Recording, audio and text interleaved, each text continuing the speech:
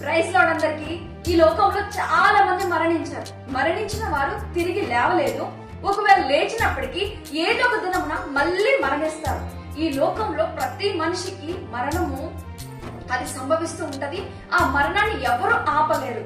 దేవుని వాక్యం ప్రకటన గ్రంథము 1వ అధ్యాయం 18వ వచనంలో, మృతుడైన నైతిని గాని ఇదిగో యుగ యుగంలో సజీవుడినై ఉన్నాను అని దేవుని వాక్యం సెలవిస్తుంది.